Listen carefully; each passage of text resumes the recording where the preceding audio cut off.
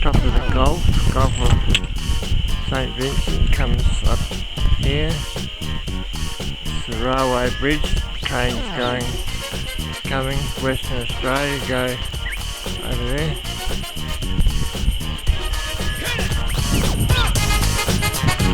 There's ranges in the background.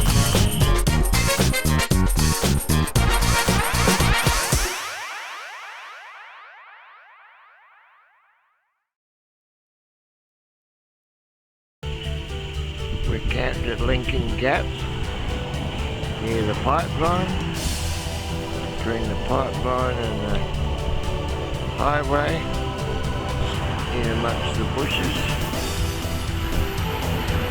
on our way down Lincoln Highway.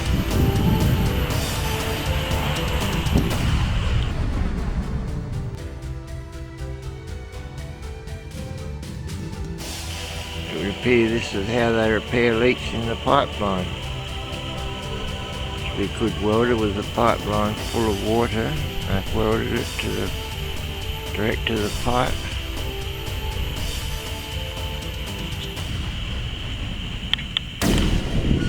Still got another hole here to fix. Got a leak here.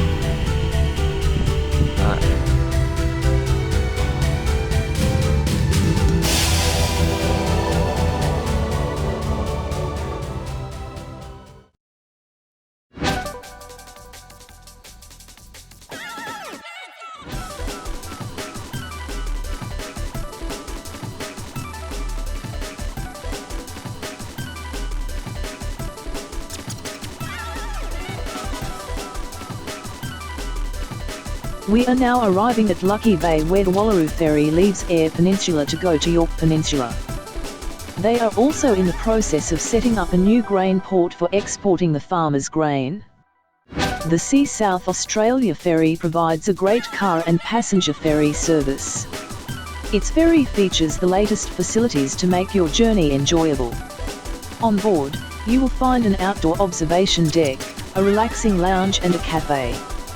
Travelling on a Sea South Australia ferry is a beautiful experience, and the views you will enjoy en route are priceless.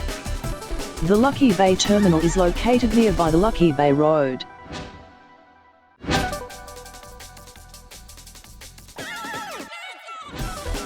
Parking is free at Lucky Bay Port, but owners leave their cars at their own risk. Lucky Bay now offers an alternative grain storage and export option, but when we were there, they were still building the port and storage. The development would not have been possible without the support of 120 growers who expressed interest in delivering grain to Lucky Bay and Lock. T Ports specialises in innovative solutions for the export of commodities, partnering with customers and investors to use a flexible model that positions port infrastructure close to the product's origin. The infrastructure will enable diversification through fertilizer importation using a separate berth directly adjacent to the grain berth.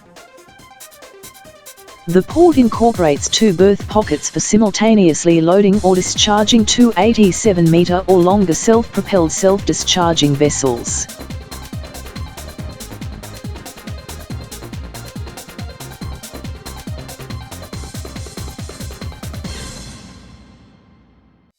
The Lucky Eyre is an 87-metre self-propelled, self-discharging vessel with a capacity of between 3,300 and 3,500 tonnes and a loading capacity of up to 13,800 tonnes per day. The design of the vessel is based on Sea Transport Solutions' previously designed and built vessels, including the MV Aburai, which has been used for the past 20 years for transshipment of lead nitrate in northern Queensland. Now we will have a look around Lucky Bay. Lucky Bay is a township located on the Eyre Peninsula, in the District Council of Franklin Harbour, South Australia. Lucky Bay is located near the Franklin Harbour wetlands and the Franklin Harbour Marine Park. These sand flats, dunes and beaches are home to, or visited by, many threatened species.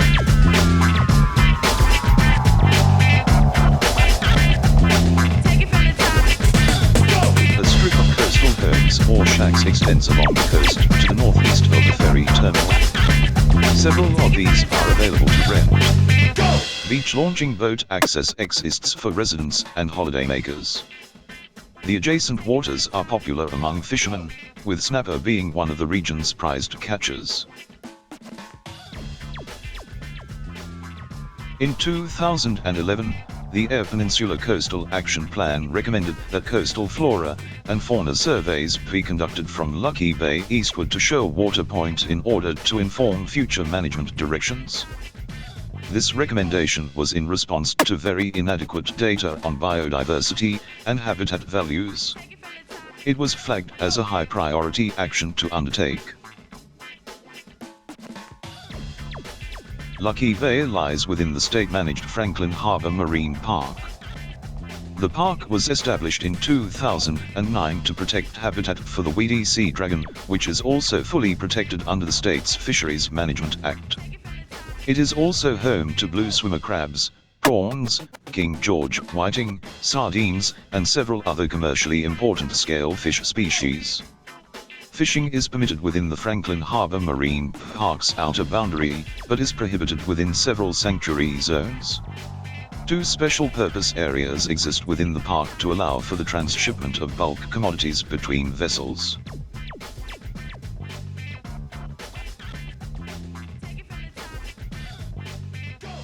There is a Lucky Bay Shack Owners Association in the watershed which runs the village of temporary generators during extended power outages. They have a playground fundraising subcommittee who come up with fundraising ideas. They have received some significant donations from shack owners and the co-op shop. The fundraising committee liaised with a local designer to come up with 2 Lucky Bay logo designs suitable for all age groups. The logos are available on shirts, polos, and hoodies for sale.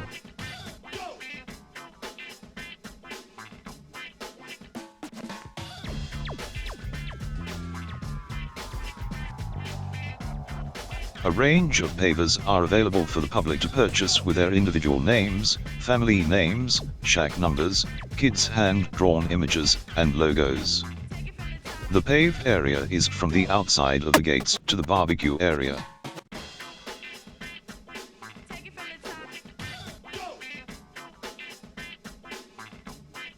While staying at Lucky Bay, enjoy the beach view and some beach fishing at multiple points along the beach or just in front of the shacks. Enjoy relaxing on the sand of the beaches. There are toilets and showering facilities available. There are 135 beachfront shacks that occupy 1.2 kilometers of the beach. Many of the shacks are at risk from undercutting by the dynamic spit. A worse site could not have been chosen to build permanent shacks so close to the shore. However, the Lucky Bay spit has also built out into the Gulf across the former sand flats, thereby providing good access to deep water, as the sand flats narrow to 50 meters in places.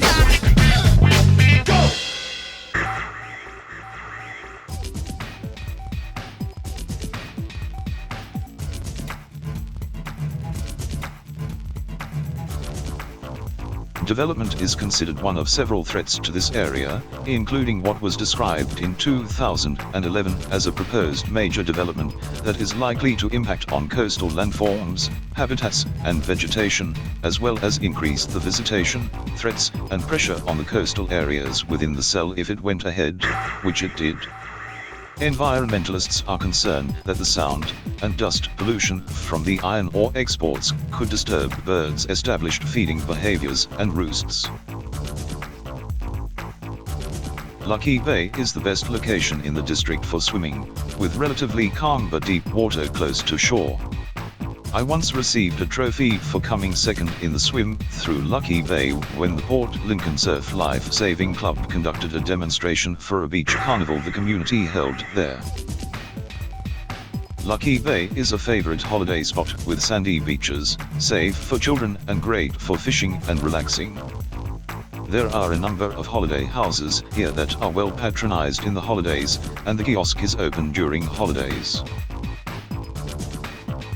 Some of the shacks have been in the same family for generations, but are now under threat, as the ferry has been upgraded and there are plans for a new marina. The shacks are considered to be an eyesore, and the council want to remove them from the beach. The residents are fighting for survival because they want to preserve their way of life.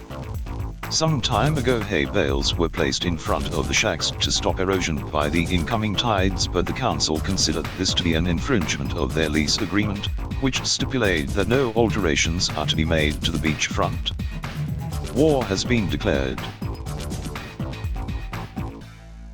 The banded stilt, hooded plover and white-bellied sea eagle are visitors to the area.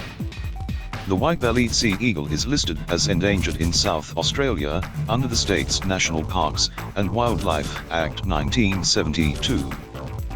The banded stilt and hooded plover are both listed as vulnerable under the same act. Beach launching boat access exists for residents and holidaymakers. Lucky Bay has a recorded population of 25 residents. The white beach and turquoise waters of this wide, sheltered bay are a must-see, and a great place to enjoy water-based activities. Concerns over extending the tenure of the Lucky Bay shack owner lease seem to have been resolved. The Department for Environment and Water drafted a 30-year extension to the lease, previously set to expire in 2026. Extending tenure has been a topic of concern for many years, with questions over the environmental sustainability of shack communities across the state. The current state government promised to secure tenure for a number of shack communities as part of its election campaign.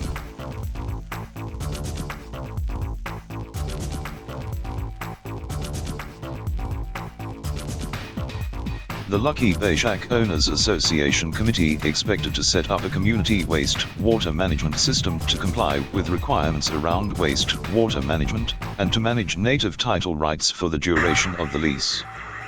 The lease was expected to begin in 2019, likely bringing the new expiration date to 2049.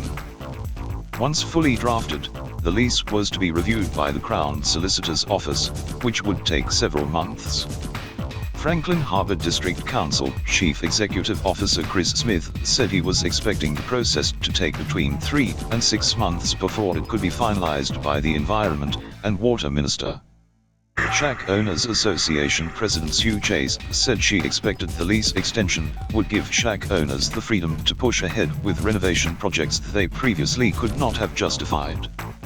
She said a combination of regulations and uncertainty over the permanence of the lease had kept people from making improvements to their shacks.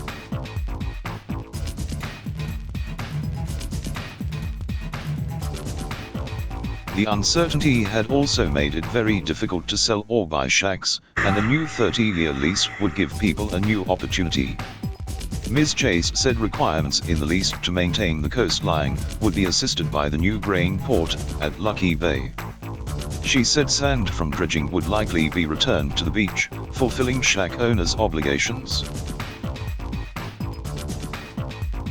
This video was made in 2018, and Lucky Bay is ready to come alive in January of next year, with a celebration of 100 years since the first shack was built along the beach. The Lucky Bay Shack Owners Association has been preparing for the event for a year, with planning ramping up over recent months leading up to the event. While the date of the building of the first shack is unknown, locals believe George and Mary Stenning built this in the area in 1919.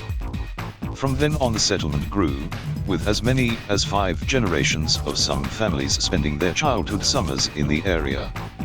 Association President Sue Chase said she spent every summer holiday at Lucky Bay as a child, and now owns a shack with her own family.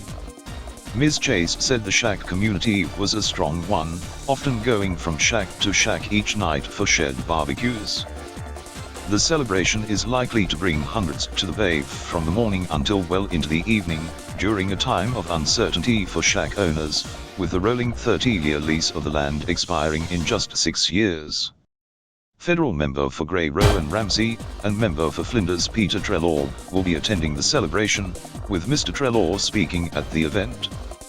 Ms. Chase said she hoped Mr. Treloar would provide clarity on the state government's plans for renewing the tenure. The community is coming together to provide activities throughout the day, kicking off with the Lions markets and concluding with the Cowl fireworks. Highlights will include a fishing competition and a Cowl vs Kimber multisport battle of the beach. To the excitement of the locals, there will be an historic one-day-only reopening of the old shop, which shut its doors more than 10 years ago. Sue Chase, who is now president of the Lucky Bay Shack Owners Association, remembers in her childhood how she sat up on the counter of Cornelius's shop, a pop-up deli run by the Cornelius family that would only be open for 5 weeks after Christmas. Wide-eyed and excited, she loved choosing individual favorite treats for her paper bag of mixed lollies. Much later, her children's customary treats from the same shop were freshly buttered finger buns after completing their morning swimming lessons on the beach.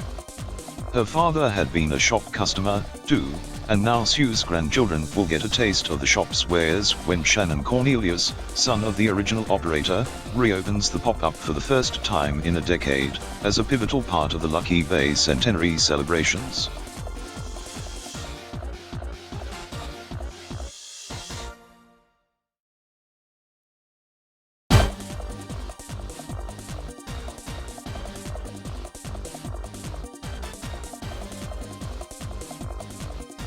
You can camp here if you are completely self-contained.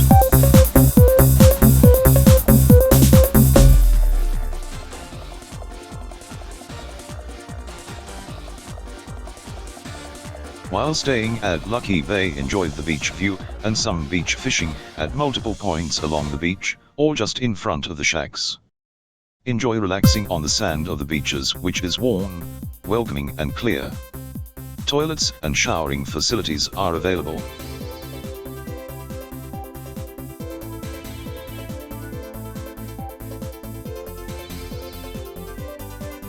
Now that we have been onto the beach up the other end of the shacks, we see this sign about a $500 fee if we need to be rescued. We didn't need it.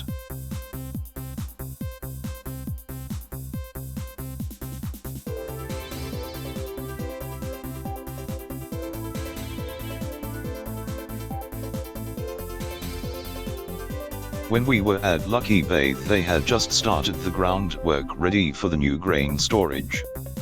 Between 2011 and 2018, various plans to expand the Lucky Bay passenger ferry terminal to facilitate new transshipment facilities were proposed and approved.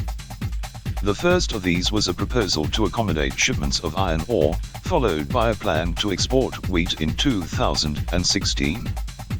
The Australian government contributed $2.2 million to the project via the Regional Development Australia's Regional Development Fund.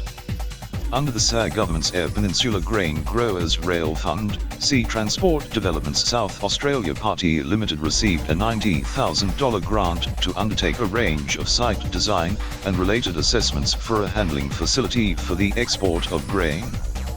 By October 2016, $20 million had been spent on harbour expansion works, and the basin's depth had been increased to 5.5 meters. A change of direction for the project saw the emergence of Free Air Limited's interest in exporting grain from Lucky Bay.